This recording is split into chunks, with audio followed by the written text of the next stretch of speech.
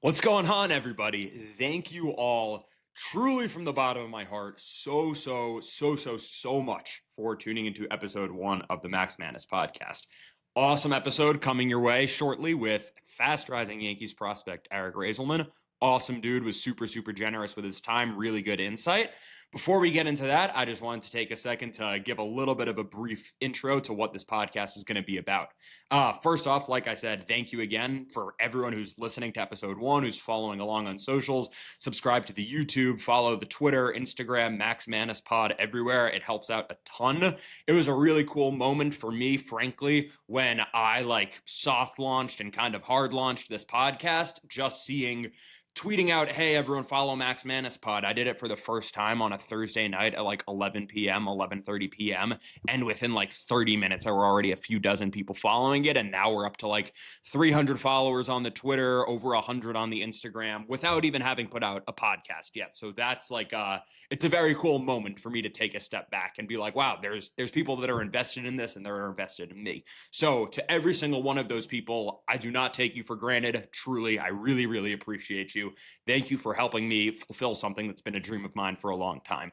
The premise of this podcast is I want it to be a place where baseball people from all walks of the baseball industry can come and have just a wholesome, fun, retrospective conversation about their career paths, how they got where they are, and kind of just why they love baseball. Because I think so much of baseball media is focused on, understandably, is focused on current events and news and games and trades and signings. And I'm sure we're going to touch on all that naturally. It's a baseball podcast. But I think there's a void of people not really just gathering around, almost like gathering around the bonfire together, just sit and talk and reminisce and talk about hey, baseball's pretty awesome. We all love baseball. What's your favorite thing about baseball? This is my favorite story. These are some cool people that I've met along the way. Stuff like that. So that's my vision for this podcast.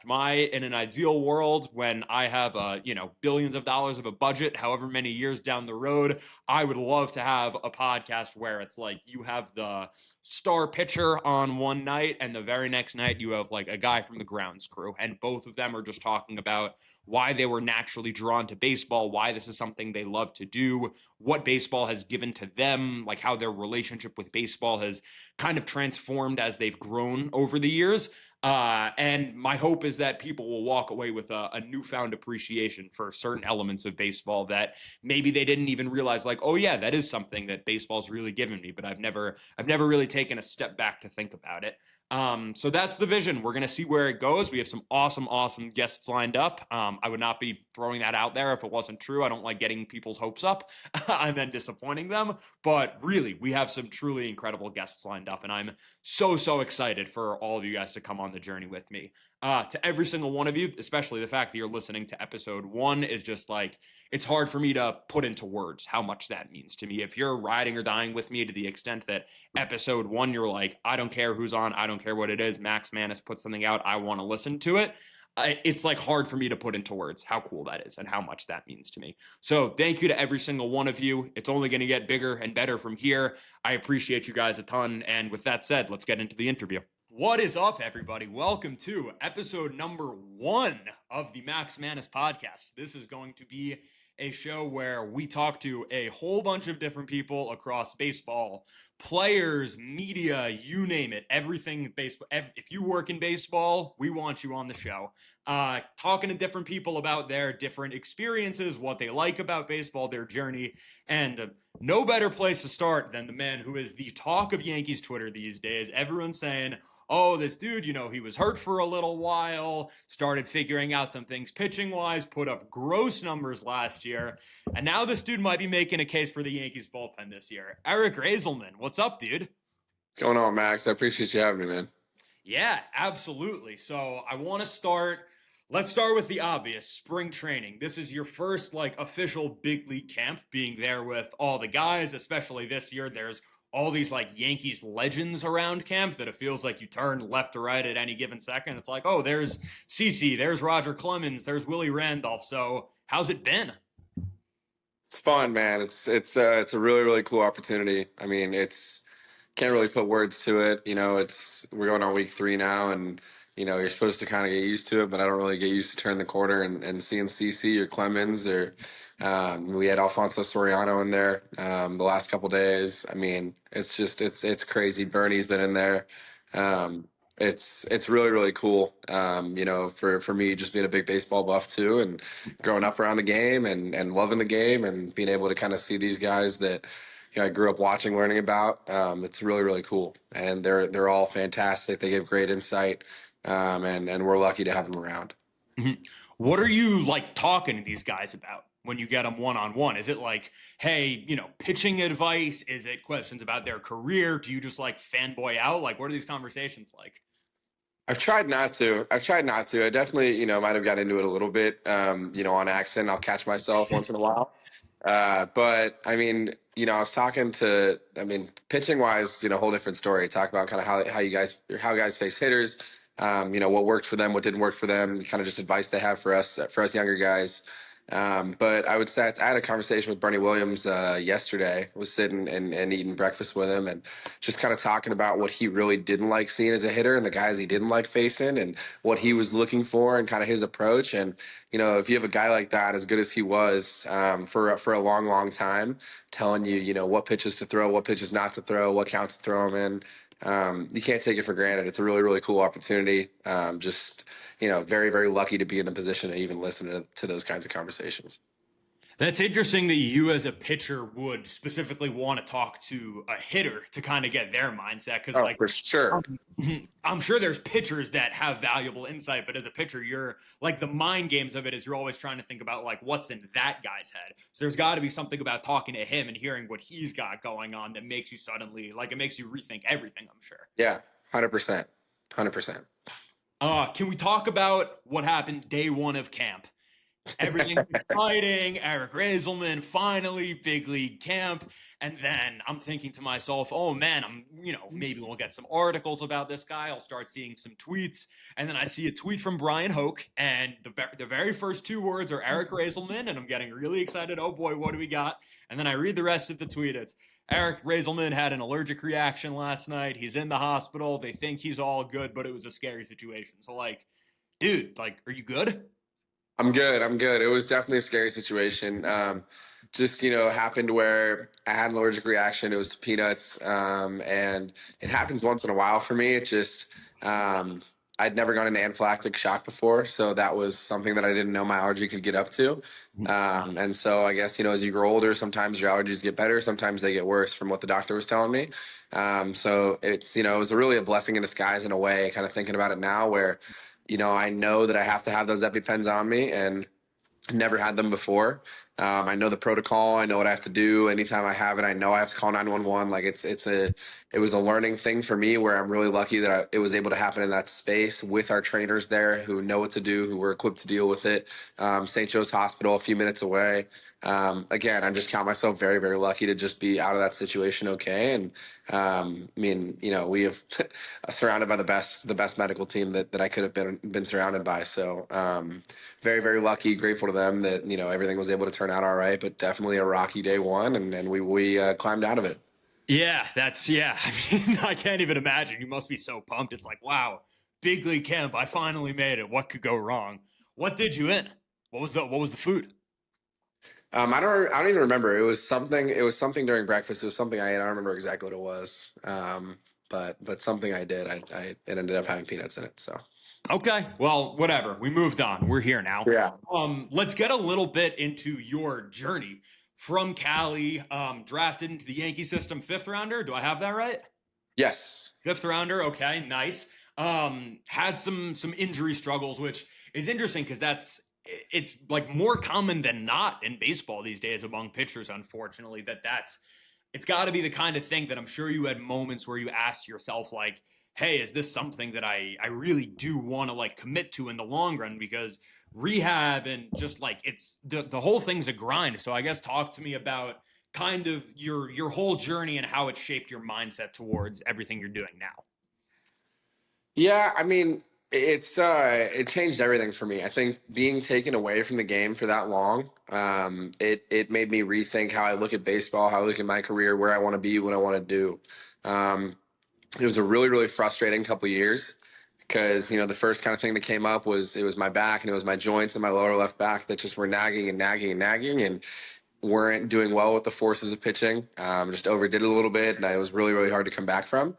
And it was also really frustrating because it was right around the time of the World Baseball Classic, and I'd made the roster for Team Israel, and I was really, really pumped about it. And again, something I've wanted to do since I was 15 years old. So being told that I couldn't do that and knowing that, I wasn't healthy enough to do that was tough. But little did I know I'd end up missing the entirety of the year. So it ended up being a bigger deal than I initially gave it credit for. But it just took some time. It took time and had to kind of learn my mechanics and learn what worked and what didn't work and kind of go through, use a lot of different treatments, kind of find the keys to being able to get back healthy. And, around, what was it? September, October of 23, I started feeling healthy, started feeling pretty good. Went back home to visit family, and then I found a cyst on my lower back. Totally unrelated. Just, really, really crazy freak kind of thing. And saw it, ended up going in to see what the deal was, and had to get surgery on it because it was infected. Um, that surgery supposedly went fine. I started training about a month later. The surgical site got infected, had to fly back to San Francisco, another surgery. Then I had a tube, like a drainage tube coming out of my back that I had to keep in for a couple months. So, a couple months of no throw, no lift, no run, no anything active. Kind of really just had to get used to normal life for a little bit. And it made me really, really appreciate the game of baseball when it came back. So I ended up having one more surgery at the end of January to kind of clean things up and make sure that everything was all right. Finalize that that whole episode, and was able to get back to Tampa in end of February with a newfound appreciation for every little baseball thing I did. I mean, first day they let me get on the treadmill a little bit, and I thought it was the coolest thing in the world. Like, I mean, I was just pumped to be in that space around the guys playing again, and watched all the guys throw live, watched all the bullpens. We had a really good rehab group that year in 2024 early on. So we had a lot of stuff. We did a lot of stuff off the field. The guys came over all the time, played darts, played pool. Like it was a really good space and a really good group of guys to be able to work on getting healthy together. And I think that helped out a lot kind of through the first part of 2024, and was able to take it one day at a time and get back into it slowly. And again, just when I got back on the mound, every little checkpoint was huge. I mean, just playing catch for the first time on the mound, first time facing hitters, first time in a game, just really gave me a whole newfound appreciation for what I do and just being healthy doing it. So it was really, really cool, and I think it led to a lot of the success I had last year. Yeah, it's interesting you talk about how it gave you like a really newfound appreciation for it, because it was interesting. I was listening to I think it was Passon on one of his pods was talking about the like Devers Bregman situation with the Red Sox, like, is he going to move off third or not? And he was talking about how as outsiders a lot of the time we don't realize that your position is like a part of your identity when you're a baseball player. Like Rafael Devers is just as much a Dominican as he is a Red Sox player, as he is a hitter, as he is a third baseman. And when you tell that guy like, oh, you're not a third baseman anymore, it feels like you're almost like taking a part of him away. So I can imagine that as a pitcher, when your body literally tells you like, hey, the next X amount of months, no throw. The first time you just like picked up a baseball and threw it after that must have been like, I can imagine it's like a part of you like finally coming back that you're like, oh wow, I forgot what this even feels like. Yeah. The holding back part's not easy. I've always been one that's had to be held back by coaches and by medical staff. I always push a little too hard. So that part had to, I had to learn that a little bit, where it's like I did pick up a baseball and I want to just rip it. And again, we have a great team, great rehab team, great on the pitching side and in the training room side. Like they gave me very, very strict rules to follow and made sure that I was following them and got me back healthy. And it's again, you're 100% right. Every single little step, just picking up the ball. First day I was able to throw, my off speed. It's like, oh man, I can't wait to work on this stuff again. Like it was really, really cool kind of seeing how everything piece by piece came back, and how happy I was, every time it did. So it was pretty cool. I can also imagine you were talking about having all those guys down there that were rehabbing at the same time, that there's like a camaraderie. There's like a brotherhood of all these dudes that are kind of like going through the trenches together. Were there specific people that you spoke to across that journey, whether it was like they had had similar injuries before and they could kind of advise you through it, or other people that were going through their own injuries at the time that kind of helped you like mentally just like get through the day to day? Because I mean, just that amount of days, it's easy to think of us like, I feel like when we're so accustomed at this point to just seeing, oh, this pitcher's getting TJ, he's out 12 months, 14 months, that we're kind of like desensitized to that number at this point. But like, that's over a year. That's 365 days. That's 365 individual days that you got to get through each day. Just like for a lot of those days, you're not even throwing a baseball, let alone getting on a mound. It's tough. Yeah, I mean, I went through TJ when I was in college. It's not a fun experience. It really, really makes you appreciate the game, and it makes you appreciate what you're able to do, just as any injury does. I do like to say though that the stuff I went through with the back, I think was a lot worse than my TJ recovery, because it was so unscripted, it was so unknown. I was, there were times where I was questioning whether I'd be able to play again with how bad it would hurt when I try to pitch. It's almost like, man, is it telling me something? It's like, nope, nope. You just got to be patient, got to work through it. There's always a way. I've always kind of told myself like, no one's going to tell me to stop playing the game but me, so I'm not letting either other people or injuries or anything kind of stop me from getting to where I want to be. So the back thing was tough, and it was really, really difficult, and it was something that took a while to come back from. But when you ask about other guys, funny enough, like me and Harrison were both rehabbing back injuries at that time. Harrison Cohen, so we were both rehabbing back injuries, and there were a couple other guys that had some back stuff. Chase Hampton was going through his elbow stuff, and we had guys like Hayden Murda, Justin Lang, a lot of guys that were, Murda was TJ, just a lot of Tommy John guys, but everyone had their own respective thing, and it was difficult in their own way. No one's rehab is fun. No one's rehab is, enjoyable. It's tough. It's a big grind. You go into the complex, and it's not just, stretch out, throw your pen, and leave. It's hours in the training room. It's doing exercises that aren't very fun. It's cardio. It's, hard work in the weight room. Like it's not easy stuff, and it's not, advertised in the baseball world. And so, you're right. At some point when you guys do see, it's like, okay, TJ gone 12 months or 12 to 14. And then you got, knee injuries, back injuries. Like, okay, well, that sucks. Like, it's going to be a long time. There's a lot that goes into that time before, between when you do get hurt and when you come back. And a lot of the times the reflection of how you pitch and how you play when you do come back, it's a testament to how hard you worked during that time. And guys that are able to really put their heads down and do what they can, and devote their time to get their body stronger, and to put themselves in a position to not have those injuries in the future, they come back beasts. And I've been able to see a lot of examples of guys who've done that on the minor league side and the major league side, and it's definitely given me some insight as to how I should be going about it as well.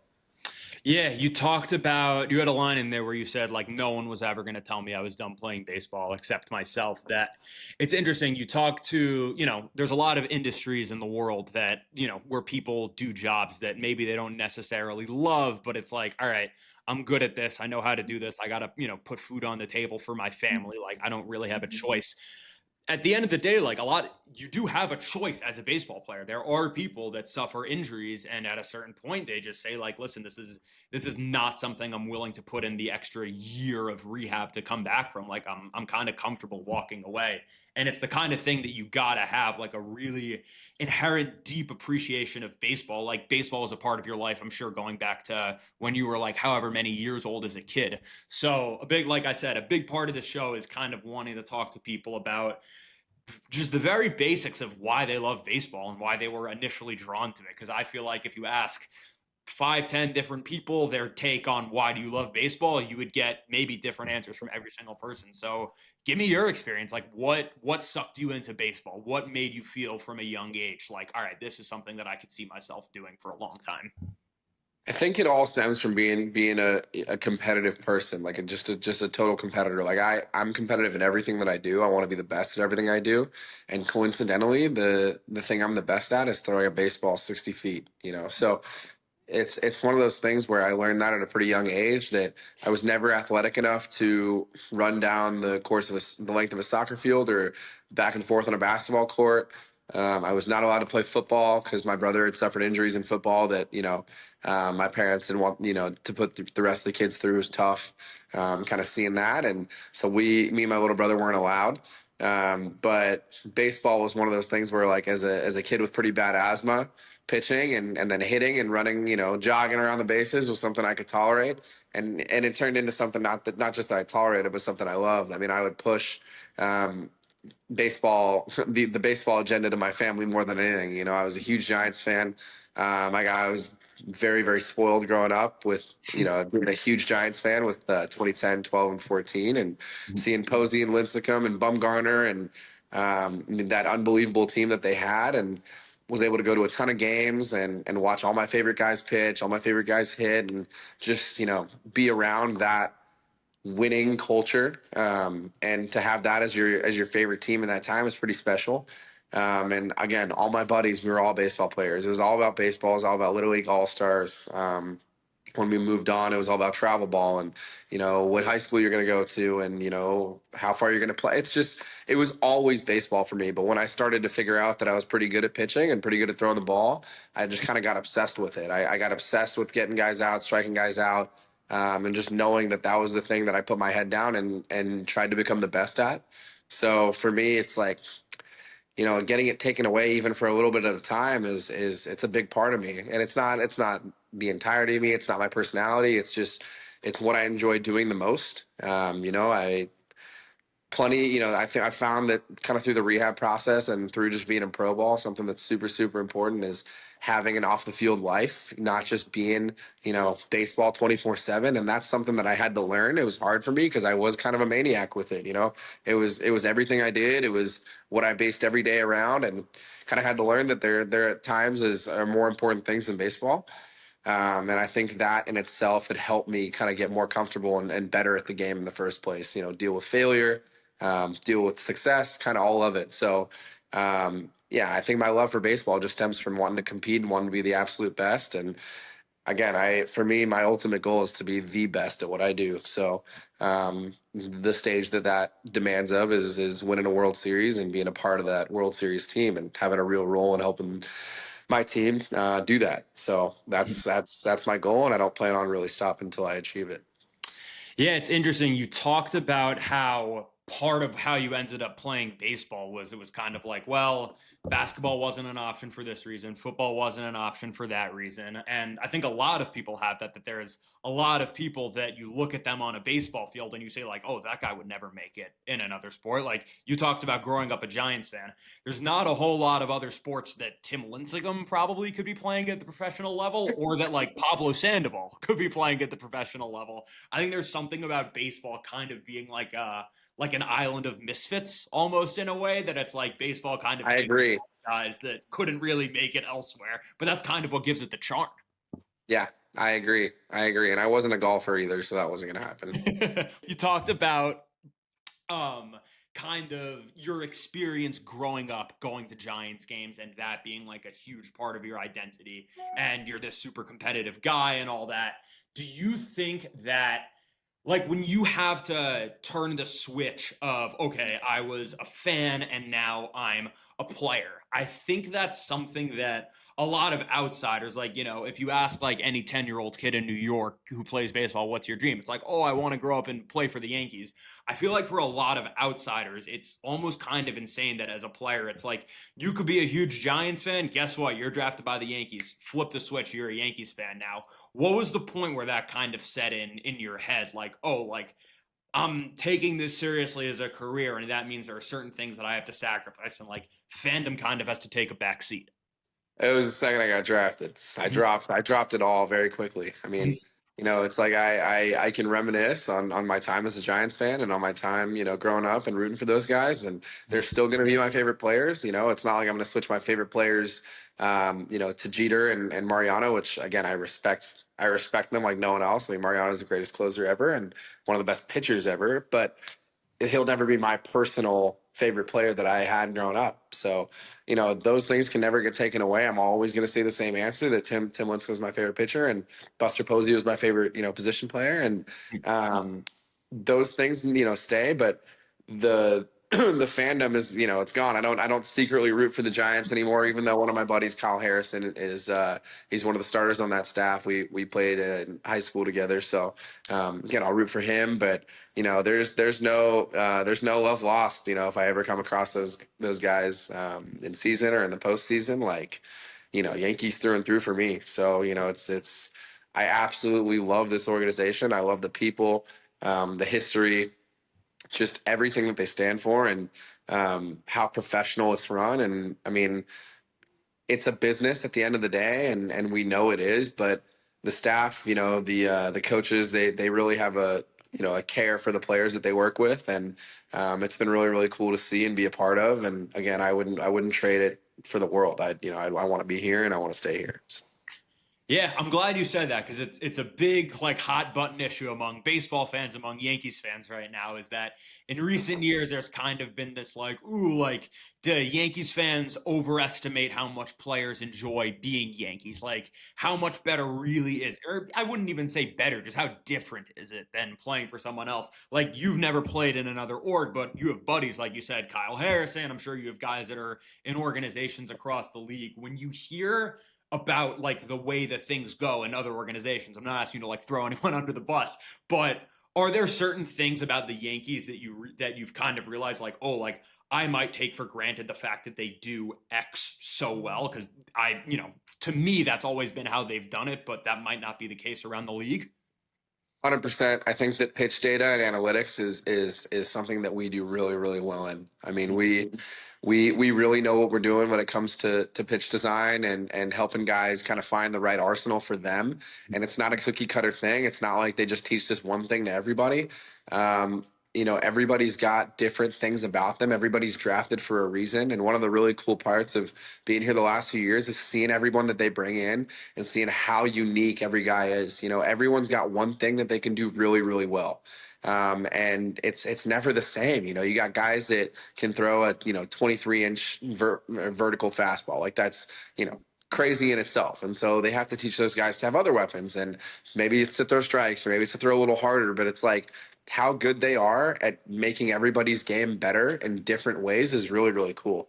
I've kind of, started to nerd out here in the last few years about pitch design, about analytics, and learning how to not just better my arsenal, but learning how other guys are getting better as well. And again, that's helped me in the past. Like I've definitely kind of got, worked grips from other guys and shared things and, taken things, and whether it's just, release heights or release points or grips or seam orientation. Like there's just so many things that you learn being in this organization, and that we do take for granted if this is the only org you've ever been in. But I've heard from guys that have just come into this org, like minor league free agents or even guys on the big league side that just got here, and they rave about how great, we are at developing. And you'll have guys that come here instead of, going to another team where they may have a better opportunity to break into the big leagues. But they come here because of how much better the development is and how good we are and how good that we can make them in, a year's time.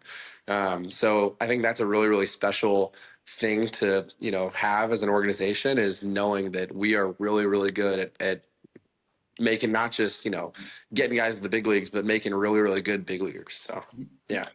Talk to me a little bit about kind of that flow of information. I think it's really cool that like I feel like if you talk to a ball player 2010, even like 5 years ago, there was probably still a pretty sizable portion of players who kind of looked at a lot of that stuff and they were like, oh, that's nerd stuff. That's for guys with their iPads. Like I play baseball. I go out there and, rub some dirt on any injury and I just throw as hard as I can and that's that. And nowadays it feels like anyone who has that mindset is kind of like doing themselves a disservice. Like it feels like the guys who are able to advance to the next level are the ones not only who have raw talents, but the ones who are able to internalize that information from the organization. So when you talk about how they're so good at relaying that data to you, is it like you guys have a daily, a weekly meeting with some front office guys or some coaches who are giving you like, hey, we think you should do this? Is it you going to them and saying like, this is something I want to find out? Like, how does that work? Cool part is kind of all of those where it's not cookie cutter. It's not like they're going to make guys throw a certain thing if they don't want to. They're very, very good about if guys are convicted and committed to what they want to do, and you want to learn about it on your own, or there's a pitch that you like and a grip that you like, they're going to work with you in finding a way to make that a reality, like finding a way to shift things or kind of move things around to make you still feel comfortable. Or again, if you believe that throwing one thing is the best thing for you and you've done it a certain way, they're really good at finding a way for you to do that. And so we got guys watching, every time we're throwing on the mound, every time we're playing catch, like they're noticing, they're taking video, they're looking at analytics, they're looking at our Egertronic, our slow motion, they're looking at everything. And, you may think that, oh, okay, well, I'm just going to throw and maybe no one's watching me today. And then you get a text later on saying, oh, actually, hey, look, a couple of us went back, watch your touch and feel today on the mound, saw so-and-so, and we think that it'd be great for you to try this. Let's work on it tomorrow, see what we can do, see if any numbers change, whatever. And it's like, for me, when I get any insight from that, from our pitching director or from the level specific coaches that we have, it's so exciting for me because they know exactly what they're doing and they're seeing something that can improve my game. And who am I to say no to trying it? I'm not someone that has a extensive education in this. It's them that do, and they know exactly what they're doing, and they have proven results. You look at our big league staff, and guys come to this organization, and they always get better. They just get better. So again, it's from the lowest of the minor league side to as high as the biggest big leaguers. So it's very, very cool to see how those results kind of materialize. And again, it's really, really hard for me to believe that anyone does it better than us. Mhm. What are the things they've changed in you since you got drafted? Whether it's your pitch arsenal, your arm slot, like what are the biggest ways when you look at yourself as a pitcher in 2022 when you got drafted versus now? What are the biggest differences? A lot of seam orientation changes on my fastball. We've changed a lot about my fastball, and it's not necessarily changing how I throw it. Minor grip tweaks, minor, release tweak. Like it's very, very minor things, but it's extensive work and it's consistency and it's finding what works and what doesn't, and it's looking at video and seeing, it's hand position or it's a little difference in the release height. And there's been a lot with the fastball, but the biggest change for me has been my slider. That's something, it's sweeper. And that's something that has really, really taken a huge jump in the last year. And it's actually only continuing to get better. I'm just getting more and more comfortable with it, actually throwing it in games. So again, it's getting better and better. And I'm getting really, really comfortable with being able to throw it in the zone. And that's not something that I could have said, a couple of years ago. I was trying all these different grips and trying to just spin the slider as best I could, and nothing was working. I couldn't throw in the zone, couldn't throw consistently. Everyone had a different shape, just kind of all over the place. And so, especially again in the last 6 months to year, like we've made such great strides on that pitch that I believe it's right up there. That and the changeup are right up there with the fastball. And I have total confidence in being able to throw that at any point, any count. And as a pitcher, when you have more than one weapon that you feel confident in, and that it's a plus pitch and you can throw it and you can get the best of the best hitters out, it really, really eases the mind a little bit on that big stage with the crowd we have at Steinbrenner over there, and the kind of the stresses that do come with pitching at this level. And you kind of just have to trust that everything you've done in preparation is going to work, and go out there and let all the work speak for itself. I'm curious, you talk about how I'm sure you had awesome pitching coaches up until you got drafted, whether it was high school, college, personal coaches. I'm sure you worked with like a ton of people that helped you get where you are today. But you talk about how I'm sure a lot of that, just in terms of the data and technology that you have access to, must be just night and day with what the Yankees, or really any big league organization, but especially the Yankees, have when you got drafted. As a result of that, do you find that you're still able to kind of stay in contact with and talk to like people who had advised you earlier in your career? Or is it so different when you get to the big leagues that it's like, oh, like we're looking at stuff that's so advanced that like, I love my former pitching coaches, but like I don't know what I could even talk with them about because they just don't have access to this stuff. Very select few could really like kind of understand the things that I'm working on now, where it's like it's just different. You get here and everyone can throw hard, and most guys can throw strikes. Throwing hard and throwing strikes, and that's the gist of baseball. And you kind of spin a breaking ball in there and to get timing off the fastball. The stuff we're working on now, it's different.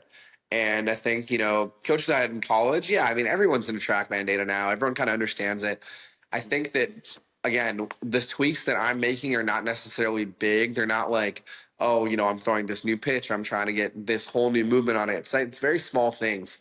So at this point, kind of tougher, but I've had such good coaches in the past and such good resources that if I called them up and talked to them about what I was doing, I think they'd understand. I just don't know if they'd be able to offer me, you know, advice or insight for me to feel like I can improve my game. But it's hard, at this level. It's one, it takes so much to get here, and two, there's really only a few people that are qualified enough to be here and to advise us, and that this organization trusts to really like alter things in our delivery. So it's a tough place to get to, and we really really appreciate the people that are here that did put in all the work throughout their lives to be here giving us that advice and kind of helping us become the best baseball player we can be. It's cool to hear a player speak so glowingly about like all the puzzle pieces that kind of make the whole organization work, because I feel like if you talk to fans, like the biggest criticisms of teams a lot of the time, or employees, front offices, whatever it is, are like, oh, those guys don't care, those guys don't know baseball. But now, like, when the players themselves are saying, like, those guys are qualified, those guys didn't get here by accident, like, those guys know what they're doing, and they didn't just have a cakewalk to get to the positions they're in. I hope it's the kind of thing that we can see, like, baseball as a whole kind of trend towards in the coming years, this kind of acceptance of like, all right, listen, no one's perfect. We're not saying these people are know-it-alls, but like to dismiss these people as like, oh, they don't know what they're talking about, especially when you're like the drunk fan in the bleachers saying that, is kind of just like, come on. Yeah, I mean, 100%. We like, there's really not a negative thing I can say about the organization. It's like, I know you being a big Yankees fan, you grew up that way, and I know you still are. It's like, it must, be nice for you to hear, but it's true. I'm not sugarcoating anything. I'm just saying it how it is. Like, they make really, really good baseball players, and they make good baseball players better. And again, it's like, I've seen guys, I've talked to guys, and I've heard the examples of other organizations, and I'm sure some do it really, really well. And, you have a lot of orgs that have a ton of success, but what we do well is knowing and understanding the player and knowing how to individualize development. I think that a lot of the times, from from things that I've heard, it's very one way or the highway, and it's not that way here. You can come here and you could be a sidearm throwing sinker slider guy, and they know exactly how to get you better, and you're not getting the same, insider info as a guy that's thrown over the top, right? It's not like they're going to, give you a set amount of sinkers to throw in a game before you throw your slide. Like, it's just different. It's very manageable in where like you can do it how you want to do it. You kind of have control of your development, but you have all the resources at your disposal that you need, and more. So it's really, really cool. Yeah, I remember hearing CC Sabathia talk at one point about how he said that one of the biggest things that baseball players don't like about, like, he was like, I'll hear a stat that says, like, oh, like they'll come to me and say, hey, this hitter only hits, or like this hitter has a 900 OPS when lefties throw him a slider. And he said that as a pitcher, you're such a competitor that for a second you take a step back and you're like, well, not my slider. Like, my slider's great. I'm going to throw it to him.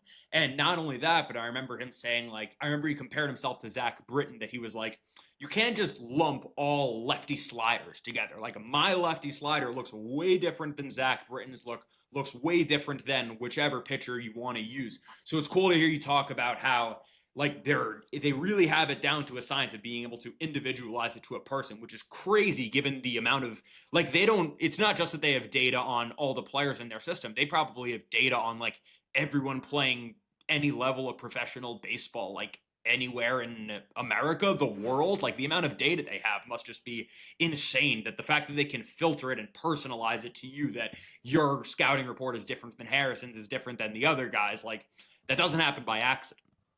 No, no, again, resources are not a problem here. I mean, they do everything they can. They put everything they can into developing us. And again, it's not just on the minor league side, the major league side too. Like these guys are getting better every day. It's not just, we're not just signing guys and, they're just going to play. Like everybody's getting better. Everyone's working on things.